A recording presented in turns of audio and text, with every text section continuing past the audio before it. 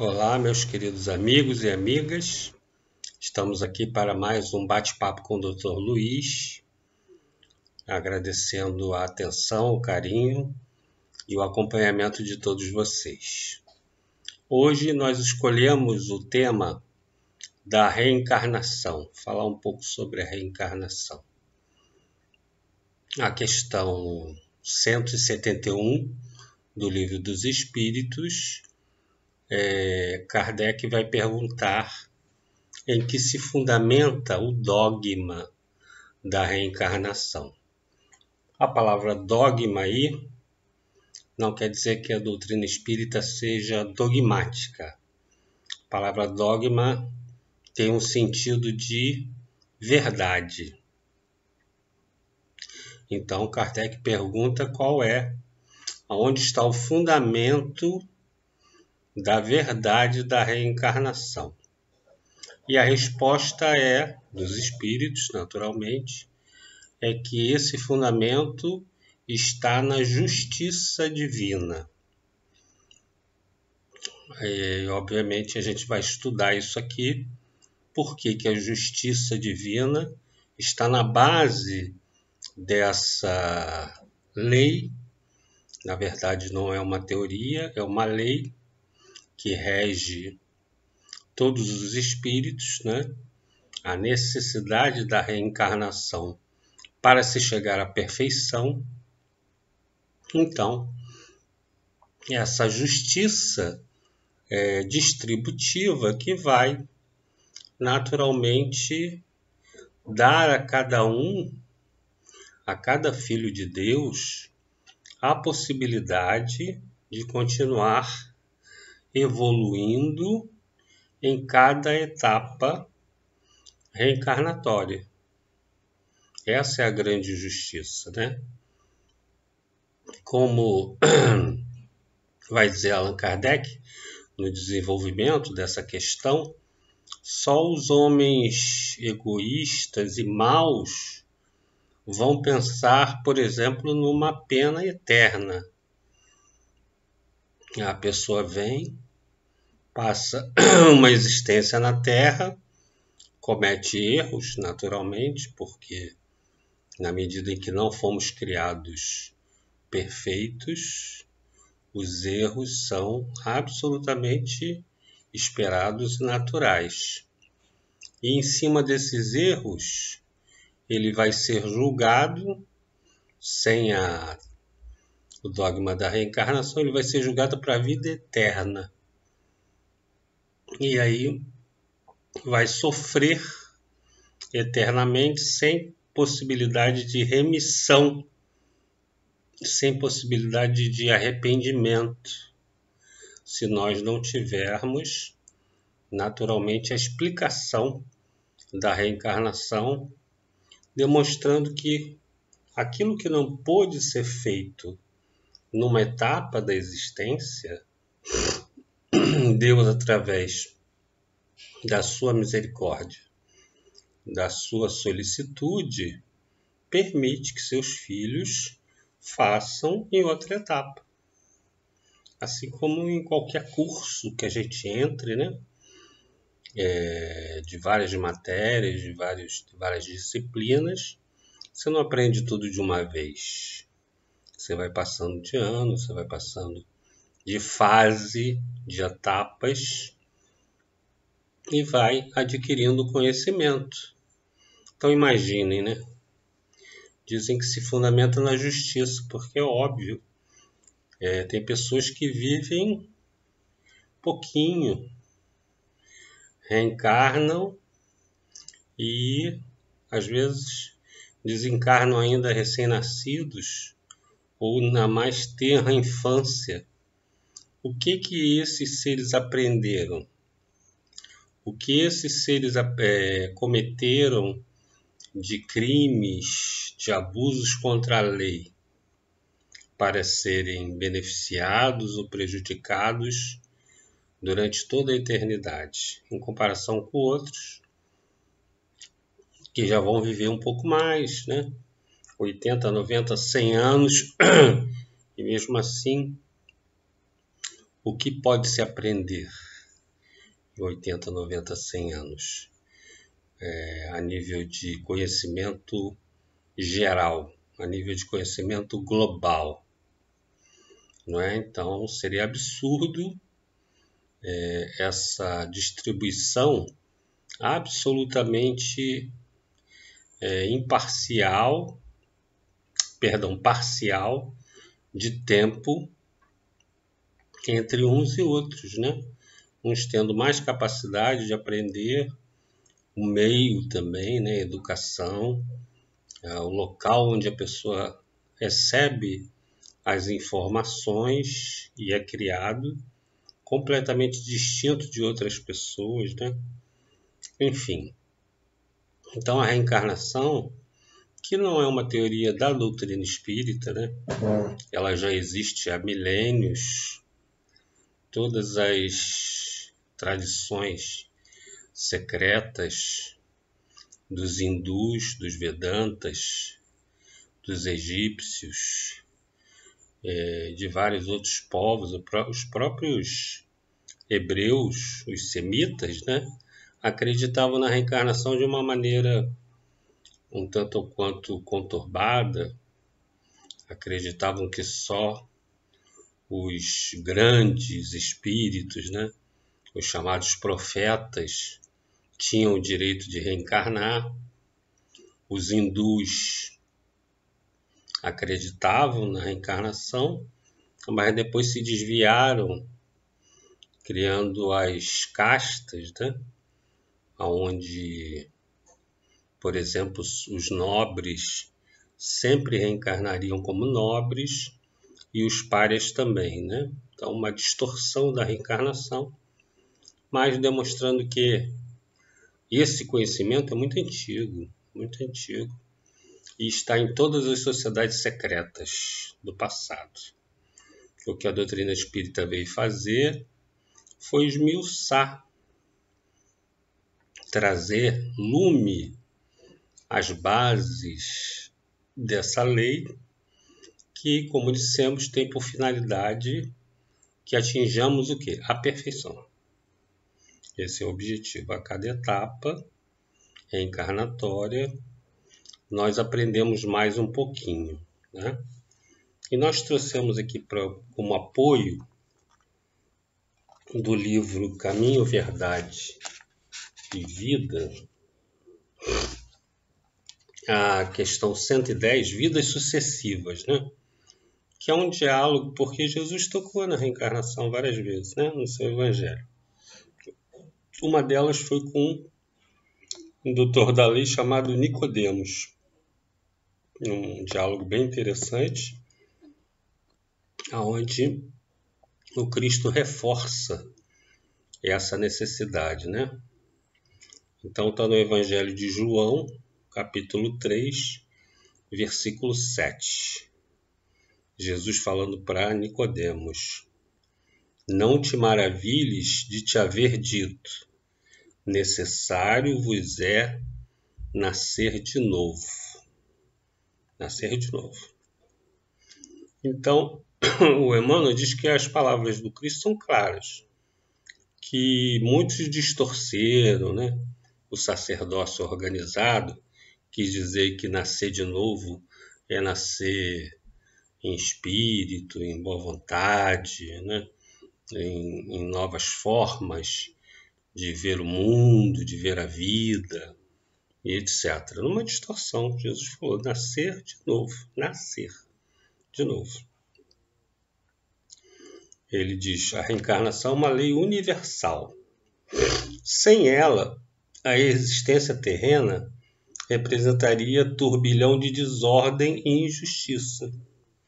À luz dos seus esclarecimentos, entendemos todos os fenômenos dolorosos do caminho. Também é difícil de entender, né? Como é que algumas pessoas sofrem tanto em comparação a outras que têm uma vida relativamente tranquila, né? Se nós não fizermos a ponte de ligação dessa reencarnação com os equívocos, com os desequilíbrios, com os transtornos e até com os crimes que cometemos em outras existências, fica difícil de entender, por exemplo, né, doenças graves, um câncer numa criança, as doenças congênitas, não é, que muitos apresentam na vida atual, né, sem haver uma ponte de ligação com vidas passadas, né?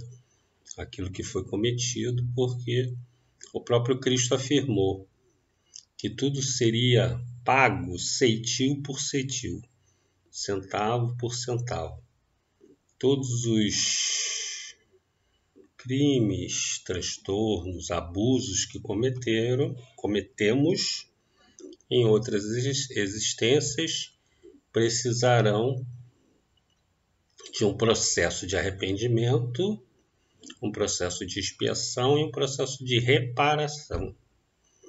Então, aquilo que nós vemos, né, como muitas pessoas encaram como castigo divino, na verdade é a reparação dos grandes desequilíbrios que nós cometemos na vida das pessoas em vidas passadas, né? Então, é a recomposição. É o equilíbrio que nós estamos buscando para ficarmos o quê? Quites com a nossa consciência. Aliás, consciência no coração. Para que, já que nós transgredimos a lei divina, é necessário que nós nos submetamos a ela para reparar os grandes equívocos do passado.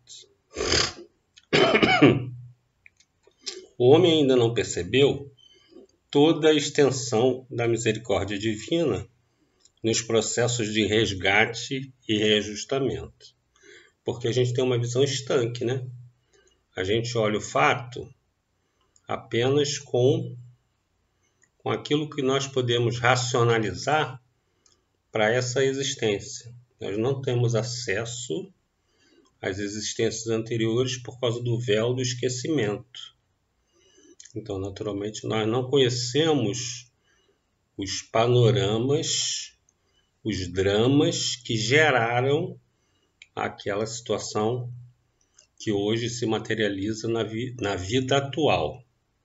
Nós não temos acesso a isso. Ainda bem, né?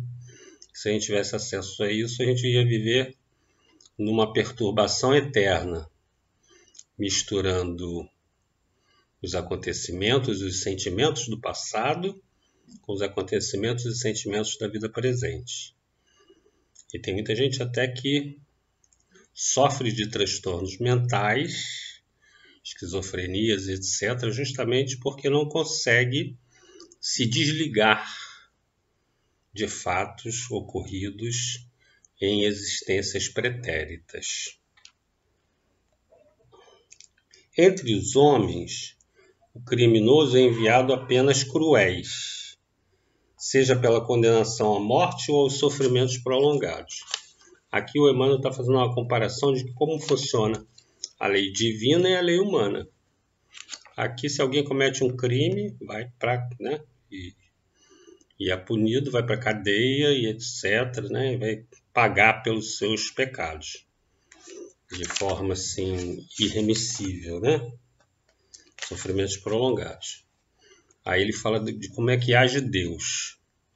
A providência divina, todavia, corrige amando. Não encaminha os réus a prisões infectas e úmidas. Por quê? Porque vai dar um novo corpo, né? Um corpo novinho para a pessoa começar do zero, entre aspas. Determina somente que os comparsas de dramas nefastos troquem a vestimenta carnal e voltem ao palco da atividade humana, de modo a se redimirem uns frente aos outros. Então, por que a providência divina corrige amando? Porque vai juntar o chamado algoz com a chamada vítima numa nova oportunidade reencarnatória. Ok? Para a sabedoria magnânima, nem sempre o que errou é um celerado, como nem sempre a vítima é pura e sincera. Deus não vê apenas a maldade que surge à superfície do escândalo. Conhece o mecanismo sombrio de todas as circunstâncias que provocaram um crime. Então, conhece na intimidade. E, muitas vezes, esses espíritos que nós caracterizamos, né, vítima e algoz, vou usar um termo popular, já vem se pegando há muitas reencarnações. Já mantém cultivada essa animosidade, essa hostilidade, essa antifraternidade há muitas vidas. Então, ora numa posição de algoz, ora na posição de vítima. Quando tem chance de se vingar, se vinga, tendo sido vítima em outra reencarnação. Então, como julgar? Não, você é vítima, você é algoz? Não. Eles estão embolados nessa questão da agressividade, da antifraternidade, às vezes há milênios, há muitas reencarnações, né? Me lembrei agora de um caso do Chico, que viu 2 confrades espíritas brigando sobre a reforma lá no seu centro espírita, né? E ele diz assim, olha, vocês estão brigando desde a construção do Templo de Jerusalém. Olha aí. Ou seja, muitas reencarnações eles mantinham, cultivavam aquela hostilidade a se refletir na encarnação atual. Então, esse negócio de maniqueísmo certo e errado, vítima algoz, é muito relativo. A gente tem que tomar muito cuidado com isso, não tomar partido, porque nós não sabemos as implicações espirituais entre aqueles contendores. O algoz integral, aqui, ele ratifica isso. O algoz integral como a vítima integral são desconhecidos do homem. O pai, contudo, identifica as necessidades dos seus filhos e reúne-os periodicamente pelos laços de sangue ou na rede dos compromissos edificantes, a fim de que aprendam a lei do amor entre as dificuldades e as dores do destino, com a bênção do temporário esquecimento. Então, vejam, não existe algoz integral nem vítima integral, como dissemos, né? E aqui ele fala uma coisa muito importante, é a questão da consanguinidade, ou seja, esses inimigos do passado, muitas das vezes são realocados para reencarnarem na mesma família, porque a família é o cadinho, né, de construção de amor incondicional que um dia todos nós teremos uns pelos outros, né? Então, é muito comum nas famílias nós percebermos essa agressividade, essa animosidade entre alguns membros, que às vezes é inexplicável, né? De filhos contra pais, irmãos contra irmãos, né? E que a gente vê que não tem um ponto fundamental, uma causa primordial nessa encarnação. É uma antipatia natural. Vocês têm alguém na família assim? Acho que todos nós temos, né? Alguém que desde cedo, desde pequenininho, desde a mais tenra idade, a gente tem uma certa aversão. A palavra é essa. Aversão. Que está construída em cima desse passado que a gente, graças ao bom Deus, né, pelo véu do esquecimento, nós não nos lembramos integralmente, mas carregamos o quê? Reminiscências. Nós sentimos, né, que aquela pessoa, a depender da nossa postura, ela pode nos fazer um grande mal. Então nós nos mantemos sempre em alerta com ela, né? Sempre com uma atitude de prevenção, sem explicação lógica, como dissemos, nessa vida. Tudo isso pela bênção da reencarnação. Espero que vocês tenham entendido, né? A reencarnação, ela se baseia na justiça por causa disso, né? Porque, falando francamente, como é que nós poderíamos acreditar num Deus, num Pai, que segundo a questão número 1 do Livro dos Espíritos, é a inteligência suprema do universo, ele nos criar simples, ignorantes, né? Naturalmente com uma jornada infinita de aprendizado, e quando nós erramos, ele nos pune eternamente. É absolutamente incompatível com a sua misericórdia divina. O que é mais compatível com a misericórdia divina é aquela passagem belíssima do filho pródigo, que se arrepende de ter se afastado do pai, se levanta na descrição evangélica, sai daquela postura de culpa, de autopiedade, de sofrimento extremo, ele se levanta e retorna ao pai para pedir desculpa, para solicitar a reintegração na condição agora nem de filho, ele já está tão humilde que ele quer ser até qualquer empregado do pai, né? E o pai o espera, o aguarda no meio do caminho.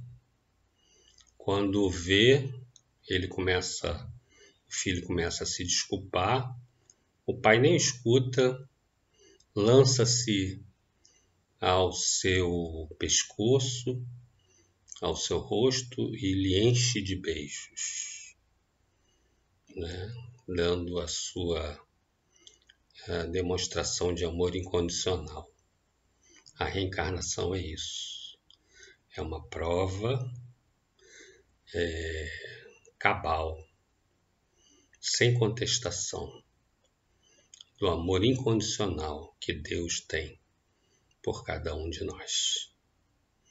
Muito obrigado pela sua atenção, pelo seu carinho e pelo seu acompanhamento. E até o próximo vídeo. Namastê. Muito obrigado.